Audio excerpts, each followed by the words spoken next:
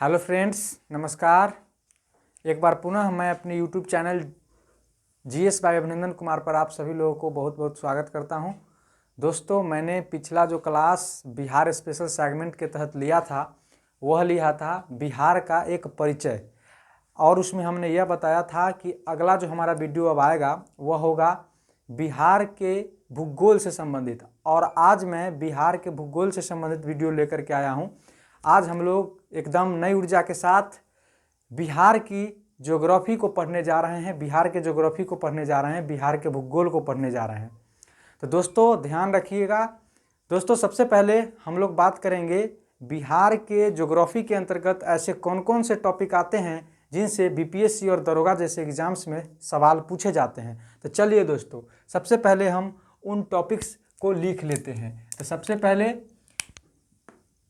बिहार का भूगोल हमको पढ़ना है, बिहार का भूगोल। जैसा कि मैंने आपसे वादा किया था कि हम लोग बिहार के भूगोल को सबसे पहले पढ़ेंगे, फिर बिहार स्पेशल सेगमेंट के तहत जो जो विषय हैं, बिहार के पॉलिटी, बिहार के हिस्ट्री, बिहार के इकोनॉमिक्स, जो बजट से रिलेटेड है, उन सभी चीज़ों को हम बारी बारी से पढ़ेंगे। और बिहार के समसामयिक घटना का भी हम लोग वीडियो लेकर के आएंगे और काफ़ी फायदेमंद आप लोगों के लिए रहेगा।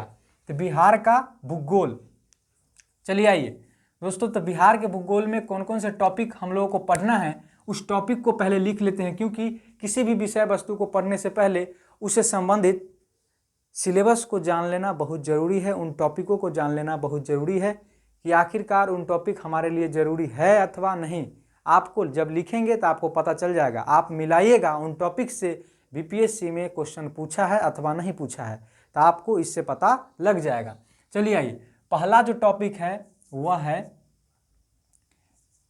बिहार के या बिहार का भौगोलिक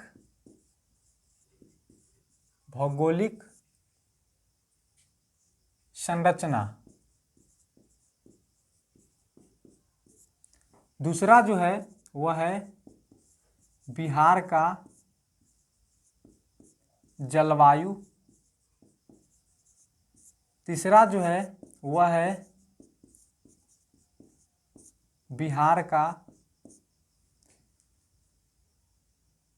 जल संसाधन,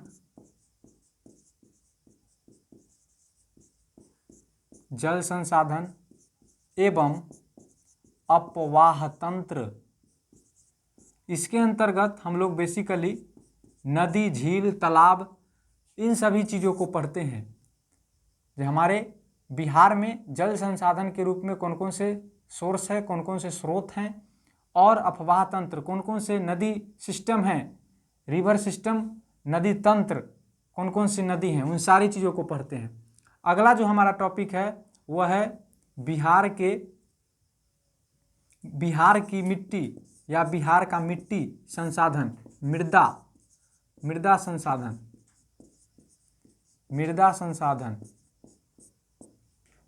चौथा और पचमा है बिहार के या बिहार का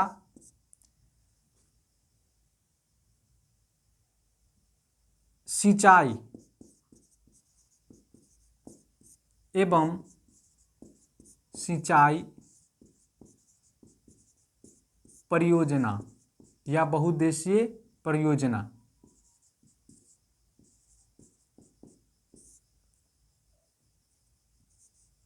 अगला जो है वह है बिहार का उद्योग।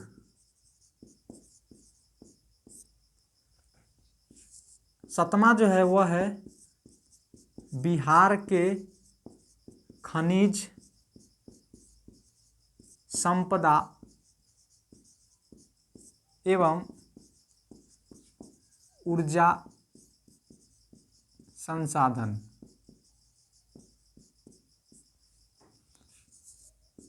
आठवां बिहार में हमको पढ़ना है बिहार का आपदा प्रबंधन, अर्थात बाढ़, सुखाड़, भूकंप, इन सारे चीज़ों का अध्ययन हम लोग बिहार के आपदा नामक टॉपिक में हम लोग पढ़ेंगे। अब हम लोगों को पढ़ना है 9वां टॉपिक के रूप में देख लेंगे हम लोग जिले एवं प्रमंडल। सिलसिलेवार तरीके से हर एक जिले को उठाएंगे बिहार के और बढ़िया से उन जिलों को पढ़ेंगे और उससे सवाल आता है। अब कहिएगा कि जिला से कैसे सवाल आता है, तो आता है, जिला से सवाल आता है। आपको पूछ देगा कि एक सवाल आ चुका है कि पटना जिला जो है वह बिहार के कितने जिलों से सीमा साझा करता है।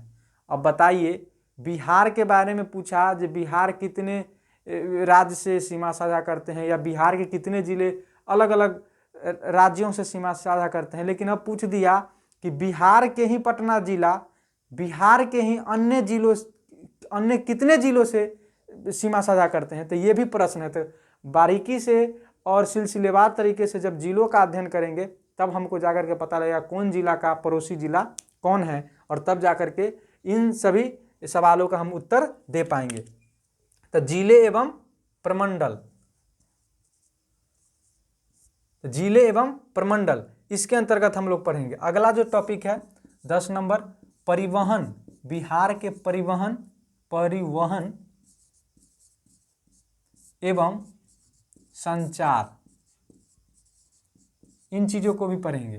11 नंबर टॉपिक उसको हम लोग पढ़ेंगे बिहार के जनसंख्या एवं जनगणना, बिहार की जनसंख्या एवं जनगणना। 12 नंबर हम लोग टॉपिक देखेंगे, वह देखेंगे बिहार के वन, नहीं ना लिखे हैं ये, हाँ नहीं लिखे हैं, बिहार के वन एवं वन्य जीव संसाधन, इन चीजों को देखना है। इसके अंतर्गत हम लोग वन की स्थिति को देखेंगे, कौन कौन से प्रकार के वन है वो देखेंगे। उसके बाद हम लोग देखेंगे वन्य जीव संसाधन में कौन कौन से राष्ट्रीय उद्यान, कौन कौन से वन्य जीव अभयारण्य हैं बिहार में। इन सब चीज़ों से भी सवाल अक्सर एग्जाम्स में पूछे जाते हैं। तो ये सब हो गया। उसके बाद हम लोगों को देखना है 13 नंबर टॉपिक के रूप में बिहार के अनुसूचित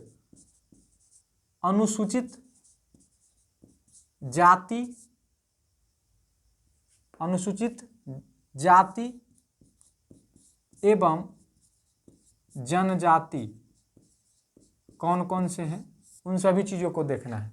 उसके बाद हम लोगों को देखना है 14 नंबर टॉपिक के रूप में, और 14 नंबर टॉपिक के रूप में हम लोगों को देखना है, एक हो गया बिहार का भौगोलिक संरचना, बिहार का जलवायु, बिहार का जल संसाधन, अफवाह तंत्र, बिहार की मृदा, बिहार का सिंचाई एवं सिंचाई परियोजना, बिहार का उद्योग, बिहार के खनिज संपदा एवं ऊर्जा संसाधन, बिहार का आपदा प्रबंधन, बिहार के जिले एवं प्रमंडल, बिहार में परिवहन एवं संचार, बिहार में जनसंख्या एवं जनगणना, वन वन्य जीव संसाधन, अनुसूचित जाति एवं जनजाति। उसके बाद हम लोगों को एक और टॉपिक है जो छूट रहा है, उसको हम लोगों को देखना है कृषि, बिहार के कृषि एवं पशुपालन, जो छूट रहा है मेरे ख्याल से। चलिए, बिहार के कृषि एवं पशुपालन, और इससे भी सवाल अक्सर एग्जाम में पूछा जाता है। बिहार के कृषि एवं पशुपालन से एक अगर हम क्वेश्चन की बात करें तो ये लगभग 63वीं, मैं अगर सही हूँ आप लोग देख सकते हैं प्रीवियस ईयर क्वेश्चन में जाकर के, कि बिहार के ऐसे वह कौन से जिले हैं जो सर्वाधिक पटसन का उत्पादन करते हैं, और इसका उत्तर जो है वह है पूर्णिया जिला। तो इस प्रकार से बिहार के कृषि से संबंधित यह क्वेश्चन है। अगर हम बात करें बिहार का भौगोलिक संरचना, तो उससे भी एक क्वेश्चन हम आपको बता दें कि पूछा गया था कि बिहार का वह कौन सा प्राचीनतम भूगर्भिक संरचना है जो उसका नाम क्या है, मतलब उसमें दे दिया गया था, मतलब क्या बोलते हैं, उसको ऑप्शन दे दिया गया था कि वह बिहार के ए में मान लीजिए रोहतास का पठार या इसी को बोलते हैं कैमूर का पठार। ठीक है। बी नंबर, पहले क्वेश्चन समझिए फिर से कि बिहार का वह प्राचीनतम भूगर्भिक संरचना कौन है? तो रोहतास का पठार, उसके बाद धारवाड़ क्रम की चट्टानें, ये चट्टानें, ये सब सवाल पूछा गया। तीसरा कि उत्तर का पर्वतीय प्रदेश, चौथा डी नंबर मैदानी क्षेत्र।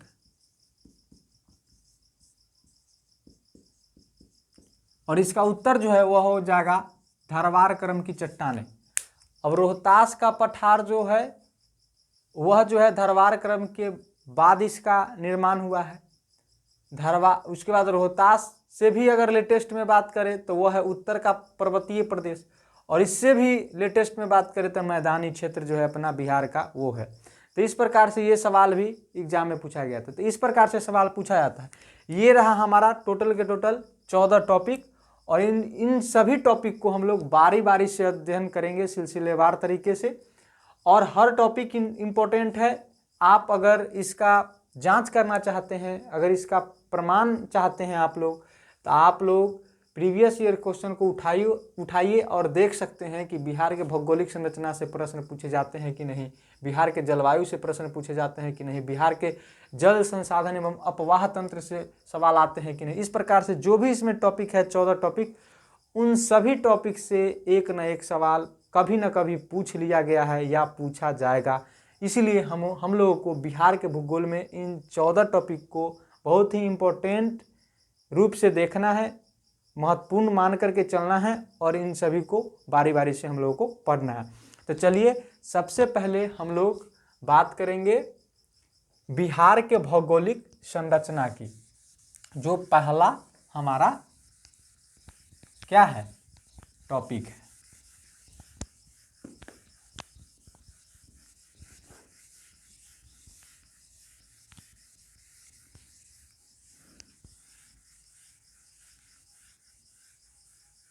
दोस्तों एक और बात ध्यान दीजिएगा, मैं आप लोगों से रिक्वेस्ट करता हूं कि आप मेरे YouTube चैनल GS बाय अभिनंदन कुमार को लाइक कर दें और बेल आइकन को प्रेस कर दें, सब्सक्राइब कर दें, और लाइक भी करें और शेयर भी कर दें।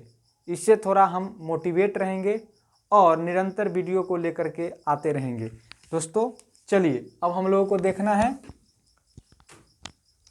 बिहार का भौगोलिक संरचना। तो बिहार के भौगोलिक संरचना में हम लोग अब बात करेंगे। तो बिहार के भौगोलिक संरचना में सबसे पहले बात किया जाता है दोस्तों, इसको 3 खंडों में हम लोग 3 उप विभागों में बांट करके अध्ययन कर सकते हैं। पहला जो है वह है हमारा बिहार का भौगोलिक परिचय, और बिहार के भौगोलिक परिचय को हम लोग पिछले क्लास में बिहार के परिचय के क्लास में हम लोग देख चुके हैं। फिर भी इसको एक बार हम लोग बता देते हैं जो क्या क्या इसमें पढ़ा जाता है। तो सबसे पहले बिहार की आकृति कैसी है, तो हम लोग बात कर चुके हैं उस पर कि बिहार की आकृति जो है ज्यामितीय आकृति वह है आयताकार। उसके बाद हम लोग उसकी जो है स्थिति कहाँ पर है, तो भारत में जो है बिहार का जो स्थिति है वह है भारत का एक पूर्वी राज्य के रूप में उसका एक स्थिति है। उसके बाद अगर हम बात करें बिहार का विस्तार, अक्षांशीय और देशांतरीय विस्तार, तो इसको भी हम लोग पिछले वीडियो में देख चुके हैं। आप लोग उसको बढ़िया से देख लीजिएगा, क्योंकि अभी समय नहीं है। अगर उस सब को बताते रहें तो बहुत समय निकल जाएगा, क्योंकि हम ये केवल याद दिला रहे हैं कि भौगोलिक परिचय के अंतर्गत कौन कौन से चीज़ों को पढ़ना पड़ता है। उसके बाद कौन कौन से जिला, सीमाएं क्या हैं, इन सभी बातों की चर्चा कर चुके हैं।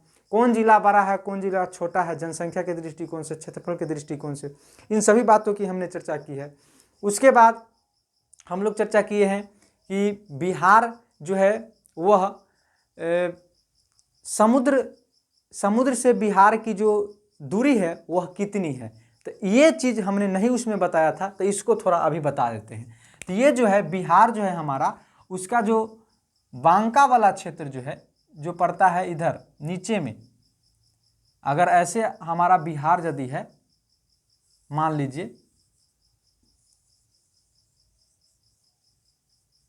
अगर ऐसे हमारा बिहार है, तो यहाँ जो बांका का जो एरिया पड़ता है, बांका जिला है हमारा, यहीं से बांका का जो इधर जो पड़ेगा पूरब और दक्षिण वाला एरिया, क्योंकि हमारा जो मैप है ऐसे, तो इसमें उत्तर है, ये पूरब है, और ये दक्षिण है, और ये पश्चिम है। तो ये पूरब और ये दक्षिण, तो ये हो गया दक्षिण पूरब।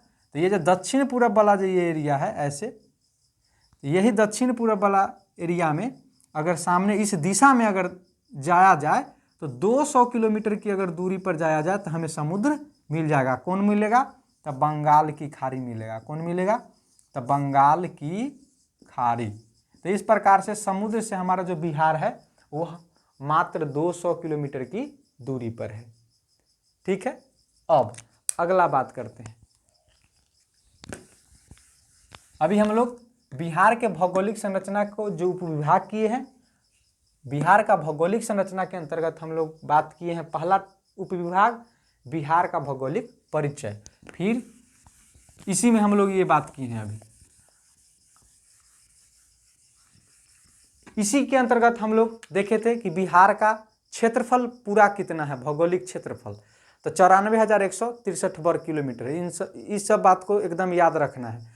उसके बाद हम लोगों को बात करना है कि बिहार का जो है वह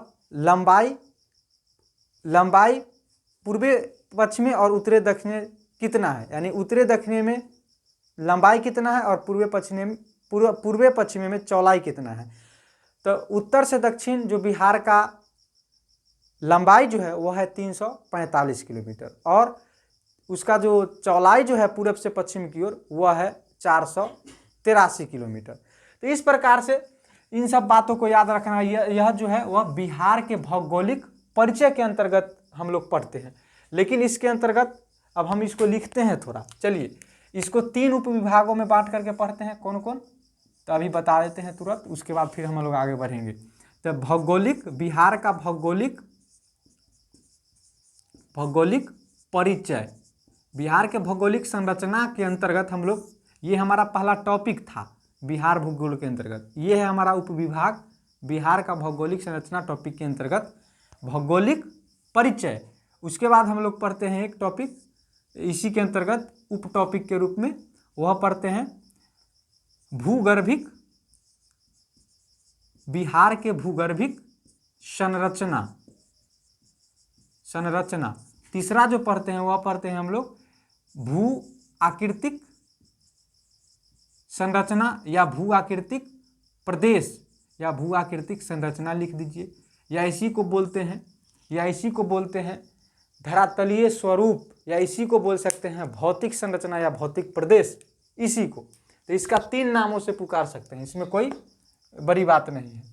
चलिए आइए, तो इसका भौगोलिक परिचय हम लोग अभी तुरंत देख लिए। जो हमने पिछला वीडियो में देखा है उस वीडियो को चालू करके आप देख सकते हैं।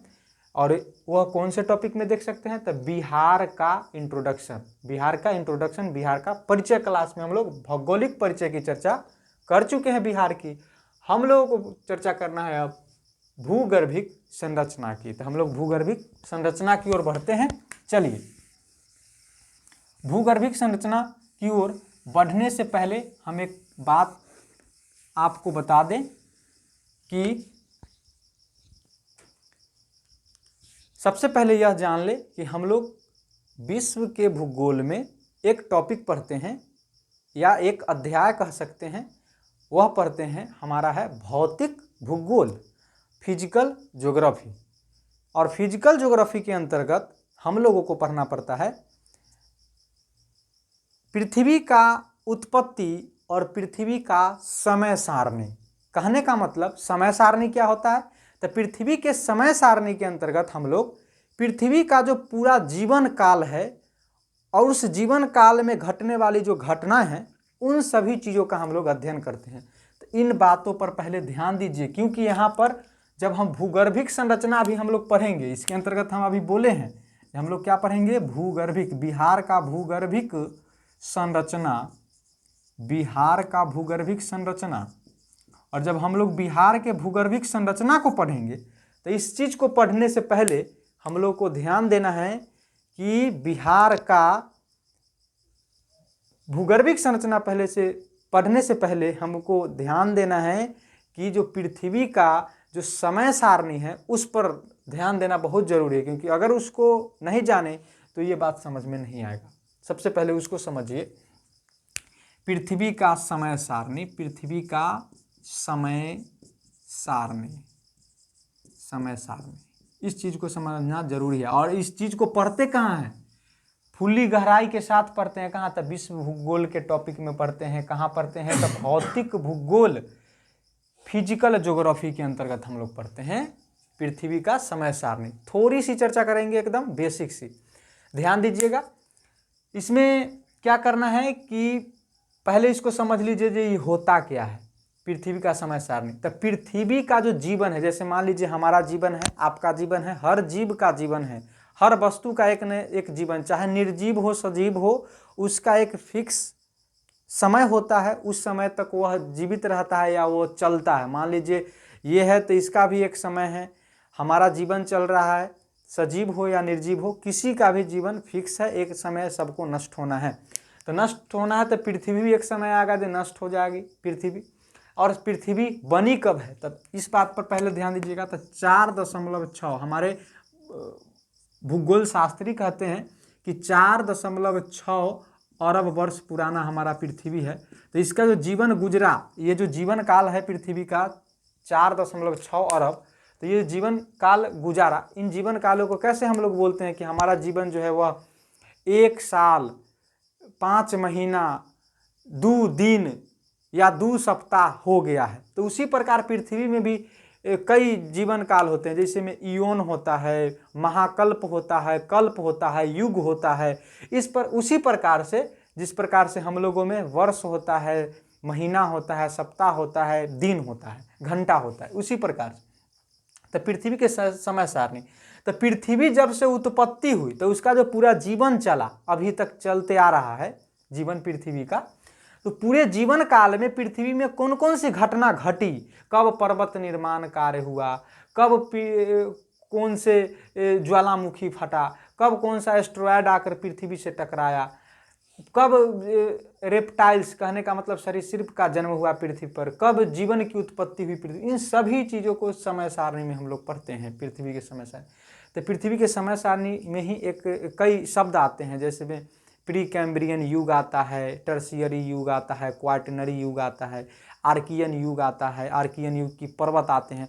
तो वही सब नाम आएगा अभी। तो हम थोड़ा सा कॉन्सेप्ट आपको दिए हैं इसीलिए, ताकि बाद में ये ना समझिएगा कि धारवाड़ कहाँ से आया, आर्कियन कहाँ से आया। आर्कियन बेसिकली बिहार में नहीं आएगा, धारवाड़ आएगा, अभी तुरंत आएगा, बहुत जल्दी में आएगा। विंध्यन क्रम की बात आएगा, उसके बाद टर्शियरी क्वार्टनरी की बात आएगा।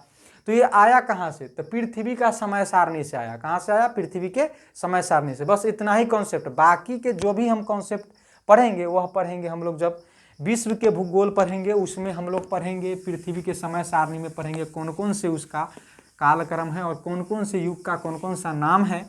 उन सभी बातों को अभी हम लोग अब चर्चा करने जा रहे हैं। केवल इतना बता दिए हैं कि अब जो नाम आएगा उससे घबराना नहीं है, उसको केवल इतना अभी जान लेना है जो वह एक नाम है, वह एक युग है, उस समय में ये घटना घटी। और उस सभी चीज़ों को हम लोग कहाँ पढ़ेंगे, तो विश्व के भूगोल के भौतिक भूगोल चैप्टर में हम लोग पढ़ेंगे। अभी हम लोगों को पढ़ना है भूगर्भिक संरचना। अब भूगर्भिक संरचना पढ़ने के लिए सबसे पहले हम लोग एक ले लेते हैं बिहार का एक छोटा सा रेखा चित्र। क्या ले लेते हैं, रेखा चित्र।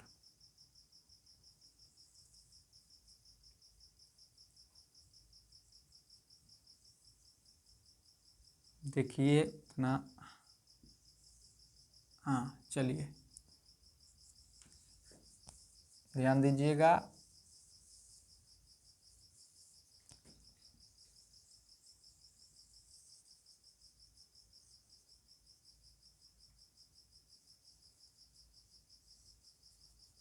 चलिए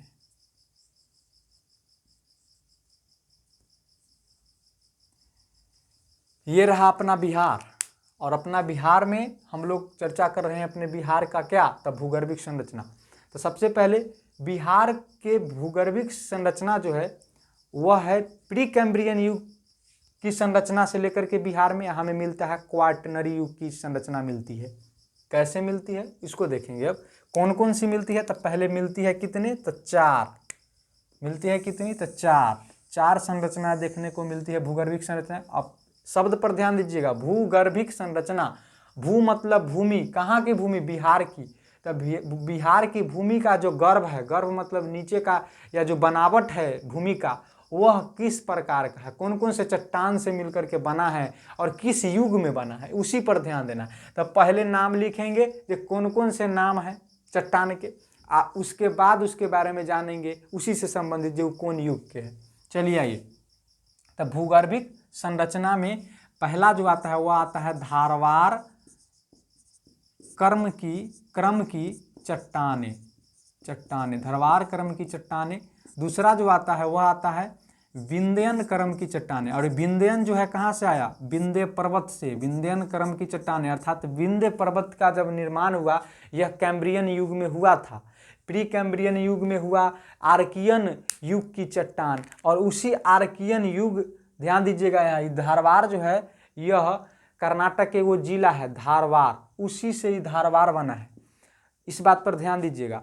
उसके बाद आर्कियन युग की जो, आर्कियन युग में जो पर्वत का निर्माण हुआ उसको आर्कियन युग की पर्वत कहते हैं। और उस आर्कियन युग की पर्वत में जो पहला जो अपर्दन हुआ, तो उस अपर्दन के फलस्वरूप जो चट्टान का निर्माण हुआ उसी को बोलते हैं धारवार क्रम की चट्टान। और ये धारवार नाम कहाँ से पड़ा, नामाकरण पर ध्यान दीजिएगा, नामाकरण पड़ा तो नाम पड़ा कर्नाटक के एक जिला के नाम पर, लेकिन है कौन चट्टान, तो आर्कियन युग की चट्टान। उसका कौन स्वरूप, तो बदला हुआ स्वरूप, रूपांतरित स्वरूप है कौन, धारवार क्रम की चट्टान। विंध्यन क्रम की चट्टान, ये विंध्य पर्वत, ये है जो कैम्ब्रियन युग की चट्टान है, ये है प्री कैम्ब्रियन युग की चट्टान है या आर्कियन युग की चट्टान, इसी को बोलते हैं। चलिए आइए, विंध्यन क्रम की चट्टानें। उसके बाद अगला जो है वह है टर्सियरी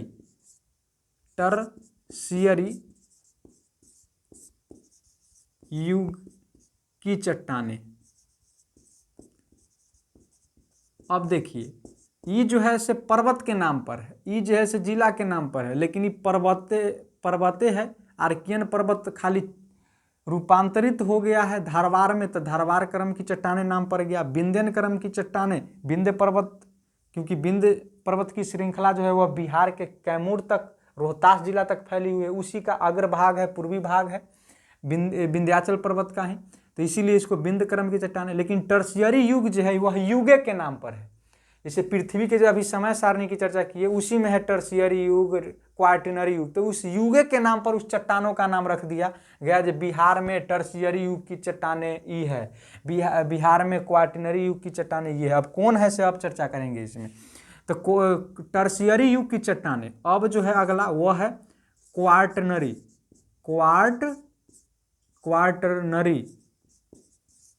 युग की चट्टानें। तो क्वाटरनरी युग की चट्टानें ध्यान दीजिएगा। अब ये हो गया हमारा 4 के 4, ये 4 ही क्रम की चट्टानें हमारे बिहार में पाए जाते हैं। कहाँ पाए जाते हैं, अब उसका लोकेशन देख लीजिए पहले। तो लोकेशन दिखा देते हैं ब्लू कलर से। आइए, तो हमारा जो है यहाँ पे रोहतास और कैमूर डिस्ट्रिक्ट, ठीक है, यहाँ पे तो है हल्का हमारा बक्सर, तो यहाँ पे ऐसे करके है, यहाँ तक ये पूरा एरिया है रोहतास का, यहाँ है ये कैमूर का, ध्यान दीजिएगा। और इसी क्षेत्र में जो है पाया जाता है क्या, तो इसी क्षेत्र में पाया जाता है विंध्यन क्रम की चट्टानें, विंध्यन क्रम की चट्टान। अब यहाँ ध्यान दीजिएगा, यहाँ से औरंगाबाद स्टार्ट होगा, औरंगाबाद, गया, नवादा, जमुई, उसके बाद बांका और से ऊपर तनका मुंगेर।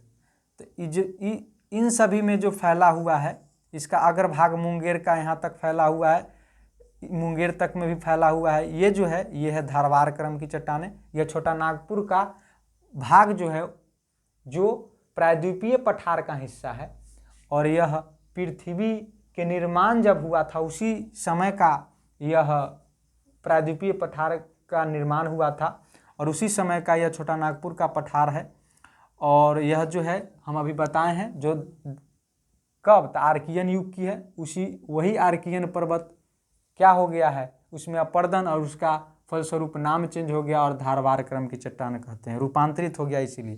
तो यहाँ पे है खड़गपुर की पहाड़ी जो मुंगेर में पड़ता है, तो इसका अग्रभाग आगे की ओर बढ़ा हुआ है जो उत्तर की ओर बढ़ा हुआ है, ठीक है, बिहार में। चलिए आइए, तो ये जो है ये क्षेत्र, अब इस क्षेत्र को ऐसे करके दर्शा देते हैं। तो ये जो पूरा क्षेत्र है इसी को बोलते हैं धारवाड़ क्रम की चट्टानें, धारवाड़ क्रम की चट्टान।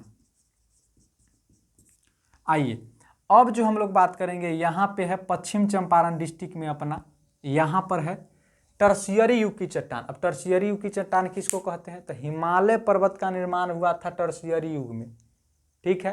तो टर्शियरी युग में हिमालय पर्वत का निर्माण हुआ था, और हिमालय पर्वत में कितने श्रृंखला, हिमालय पर्वत में 3 श्रृंखला इस चाप की तरह, जिसका ये अवतल वाला जो भाग है वह जो है चीन के तरफ है, तिब्बत के तरफ है। अवतल वाला, उत्तल वाला जो भाग है उभरा हुआ वो है किधर, तो भारत की तरफ, हाँ अपने इंडिया की तरफ। चलिए आइए, तो ये जो ऐसे करके डिजाइन है तो इसको बोलते हैं महान हिमालय, इसको लघु हिमालय और इसको शिवालिक।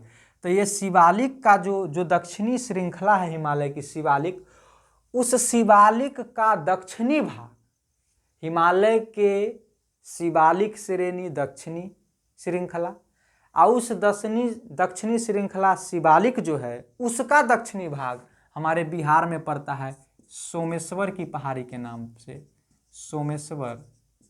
सोमेश्वर की पहाड़ी के नाम से यहाँ पे। और यह जो है कब की है, तो यह जो है चट्टान यहाँ पे जो मिलती है वो किस युग की है, तो इसका नाम है टर्शियरी युग की चट्टानें। कब की है, टर्शियरी युग की चट्टानें। अब क्वाटरनरी, तो क्वाटरनरी युग की जो है यह इस क्षेत्र में, ये जो हमारा मैदानी भाग जो बीच में बचा, इसी मैदानी भाग का निर्माण जो है वह क्वाटरनरी युग में हुआ है, और यहाँ पे क्वाटरनरी युग की चट्टानें इसके गर्भ में पाए जाते हैं। और इस जो है यह जो क्षेत्र जो है ये मैदानी भाग, इसका जो मोटाई है, इसके जो जमाव जो हुआ है यहाँ पे जो नदियों द्वारा, इधर हो गया क्या, तो हिमालय पर्वत, इधर हो गया हमारा प्रायद्वीपीय पठार, और प्रायद्वीपीय पठार की नदियां बही और उधर से हिमालय से आने वाली नदियां सब मिलकर आई, जो खाई था बीच में इसको भर दिया, और भर करके समतल मैदान बना दिया। और यही समतल मैदान जो है इसका मोटाई कितना है, तो 1000 मीटर से लेकर के 1500 मीटर तक। इसको भी ध्यान रखिएगा, ये भी पूछता है, या नहीं भी पूछेगा फिर भी ध्यान रखिएगा, एक छोटा सा कॉन्सेप्ट है, या पूछ ले कौन, ठीक है। चलिए आइए, 1000 से 1500 मीटर, कहीं कहीं पे 2500 मीटर तक के भी इसका मोटाई है, लेकिन जनरली 1000 से 1500 मीटर हमको याद रखना है। ये हमारे कौन, तो क्वाटरनरी युगीन जो हमारे मैदान हैं उसका मोटाई जो है, जमाव जो है मिट्टियों का, वह चट्टानों का। तो ये हो गया। अब हमको ध्यान देना है, थोड़ा सा चर्चा करेंगे इसमें और, कि ये जो हमारा धारवाड़ क्रम की जो चट्टान है इसमें हमको जो है वह मिलता है नीस, ग्रेनाइट, उसके बाद हमको कोबाल्ट, क्रोमियम, ठीक है ना, अभ्रक, ये सब खनिज इसमें पाए जाते हैं।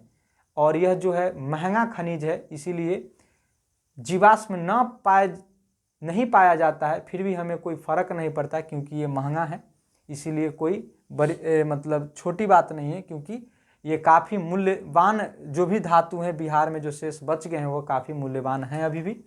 उसके बाद हम बात करें, थोड़ा ही है लेकिन जो है सो है। अब बात करते हैं हम लोग विंध्यन क्रम की चट्टान। यहाँ पे बलुआ पत्थर, संगमरमर, चूना पत्थर, ये सब यहाँ पे मिलता है। उसके बाद सिल्ट, ये सब यहाँ पे मिलता है। उसके बाद पैराइट एक जो है वह अग्रणी राज्य है अपना बिहार पैराइट के मामले में, वह पैराइट जो है वह इसी विंध्यन क्रम की चट्टाने में यहाँ पे मिलता है, रोहतास और कैमूर के क्षेत्र में। उसके बाद हम इसमें थोड़ा सा बात कर लें कि ये जो हमारा बलुआ पत्थर जो है, लाल बलुआ पत्थर, इसी विंध्यन क्रम की चट्टानों से निकली है और उससे हमारा सासाराम में एक जो है मकबरा शेरशाह सूरी का, वह उसी लाल बलुआ पत्थर से निर्मित है वह मकबरा। उसके बाद हम बात करें अपने लाल किला का, रेड फोर्ट का, तो वह भी जो है वह बलुआ पत्थर से ही बना हुआ है, लाल बलुआ पत्थर से। इन छोटी छोटी जानकारी को भी इकट्ठा कर लीजिए, अच्छा ही रहेगा। उसके बाद अगर हम बात करें आगे हमको बात करना, ये जो क्षेत्र है टर्शियरी युगीन जो चट्टानें यहाँ जो पाई जाती है, जो है शिवालिक का जो हमें दक्षिणी भाग बिहार में पड़ता है, तो इसमें जो है इसमें भी बलुआ पत्थर, उसके बाद चूना पत्थर, ये सब क्वार्टजाइट, ये सब चीज़ मिलते हैं। इसमें भी वही सब चीज़ मिलते हैं, चूना पत्थर, क्वार्टजाइट, इन सभी चीज़ भी इस क्षेत्र में मिलते हैं, हमारे मैदानी क्षेत्र में चट्टान के रूप में। तो इस प्रकार से ये हमारा जो हो गया, यह हो गया भूगर्भिक संरचना हमारा कैसा है बिहार का, इससे संबंधित बात। अब जो हम लोग बात करेंगे वह बात करना है हम लोगों को इसी में बिहार का भौगोलिक संरचना के अंतर्गत ही हम लोगों को बात करना है आगे, और वह करना है बिहार का भौतिक संरचना, या उसी को बोल सकते हैं बिहार का भौगोलिक, या उसी को बोल सकते हैं भौतिक प्रदेश। भौतिक संरचना या भौतिक प्रदेश, या उसी को बोल सकते हैं हम लोग धरातलीय स्वरूप, या उसी को बोल सकते हैं भू आकृतिक प्रदेश। ठीक है, चलिए आइए हम लोग देखते हैं। चलिए अब जो हमारा है वह है बिहार का, इसी के अंतर्गत बिहार का भौगोलिक संरचना के ही अंतर्गत हम लोग को पढ़ना है बिहार का भू आकृतिक संरचना या भू आकृतिक प्रदेश। ध्यान दीजिएगा, पढ़ना किसके अंतर्गत है, तो बिहार का भौगोलिक संरचना। इसका दो पार्ट हम लोग देख लिए, बिहार का भौगोलिक संरचना, बिहार का भौगोलिक परिचय। उसके बाद हम लोगों ने देखा बिहार का भूगर्भिक संरचना। अब जो हम लोगों को देखना है वह देखना है बिहार का भू आकृतिक प्रदेश। तो भू आकृतिक प्रदेश में हम लोग बात करते हैं आगे। चलिए आगे जो हम लोग बात करेंगे वह करेंगे, चलिए एक रेखा मानचित्र ले लेते हैं, रेखा चित्र ले लेते हैं बिहार का, छोटा सा एकदम हल्का।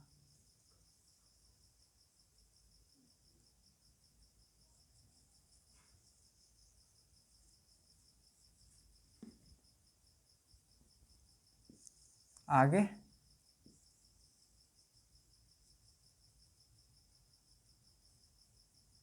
चलिए, ये रहा अपना बिहार। अब जो हम लोग बात करेंगे इसमें वह करेंगे बिहार का भू आकृतिक प्रदेश के बारे में। तो भू आकृतिक प्रदेश में भी हम लोग इसको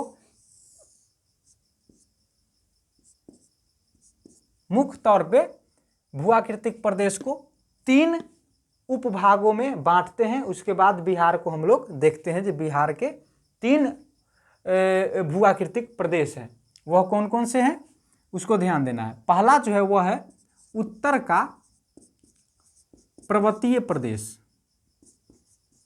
पर्वतीय प्रदेश या पर्वतीय क्षेत्र। दूसरा जो है वह है विशाल मैदानी भाग या विशाल मैदानी क्षेत्र। तीसरा जो है वह जो है हमारा नीचे दक्षिण का सीमांत प्रदेश, दक्षिण का सीमांत पठारीय प्रदेश, या उसी को बोल सकते हैं दक्षिण का संकीर्ण पठारीय क्षेत्र या प्रदेश।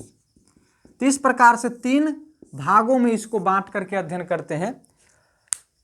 आज के लिए हम लोग इतना ही रखते हैं, क्योंकि अगले दिन जो है इसको विस्तार से हम लोग पढ़ेंगे। उत्तर का पर्वतीय प्रदेश जो हमारा यहाँ पे है पश्चिम चंपारण डिस्ट्रिक्ट में, विशाल मैदानी भाग जो पूरे बिहार में फैला हुआ है। आपको पता है कि बिहार जो है वह गंगा के मैदानी भाग में बसा एक राज्य है, और दक्षिण का संकीर्ण पठारीय क्षेत्र जो हमारा भारत का जो प्रायद्वीपीय पठार है वह भी थोड़ा सा बिहार में दक्षिण की तरफ से इधर दक्षिण की तरफ से हल्का बिहार में घुसा हुआ है, समा हुआ है, मतलब सम गया है, जबरदस्ती कहिए चाहे जैसे कहिए, इधर आ गया है। तो इस प्रकार से दक्षिण का संकीर्ण पठारीय क्षेत्र जो इस क्षेत्र में पाया जाता है ऐसे करके, जिसमें दो तरह के मतलब पठारीय क्षेत्र हैं जिसको देखते हैं दक्षिण का संकीर्ण पठारीय क्षेत्र में। एक जो है वह है कैमूर का पठार जो विंध्य क्रम की चट्टानों वाली है, और एक जो है वह धरवार क्रम की है जो छोटा नागपुर का अग्रभाग है, इधर निकला हुआ भाग है जो बिहार में फैला हुआ है। तो इस प्रकार से इन सभी जो तीन क्षेत्र हैं बिहार के, भौतिक प्रदेश हैं, भूआकृतिक प्रदेश हैं, उन तीनों को हम लोग बारी बारी से कल देख लेंगे और उससे कई सवाल पूछे जाते हैं। जैसे में सोमेश्वर की पहाड़ी की ऊंचाई क्या है, उसकी सबसे ऊंची चोटी क्या है, सोमेश्वर किला जो है ध्यान रखिएगा। उसके बाद रामनगर दून के बारे में इसी के अंतर्गत पढ़ना पड़ता है, उत्तर का पर्वतीय प्रदेश। उसके बाद विशाल मैदानी क्षेत्र, गंगा नदी दो भागों में बांटती है मैदानी क्षेत्र को, एक उत्तर का मैदानी क्षेत्र, एक दक्षिण का मैदानी क्षेत्र। उसके बाद उसके अंतर्गत कई चीज़ पढ़ना पड़ता है। उसके बाद दक्षिण का संकीर्ण पठारीय क्षेत्र, इसको भी दो भागों में, एक कैमूर वाला भाग और एक धारवाड़ जो है हमारा इधर राजगीर की पहाड़ी, उसके बाद क्या बोलते हैं खड़गपुर की पहाड़ी। तो इन सभी चीज़ को हम लोग इसी में देखते हैं जो छोटा नागपुर का अग्रभाग है जो बिहार में भी फैला हुआ है, तो उसी को इसके अंतर्गत देखते हैं, दक्षिण का संकीर्ण पठारीय क्षेत्र के अंतर्गत। इन तीनों चीज़ की चर्चा हम लोग अगले वीडियो में आप लोगों के साथ करेंगे। आज के लिए इतना ही, धन्यवाद। एक बात ध्यान दीजिएगा कि हमारा यूट्यूब चैनल को आप लोग सब्सक्राइब करो और सब्सक्राइब करें और बेल आइकन को प्रेस कर दें, और लाइक शेयर तो ज़रूर ही करेंगे। आज के लिए इतना ही, धन्यवाद।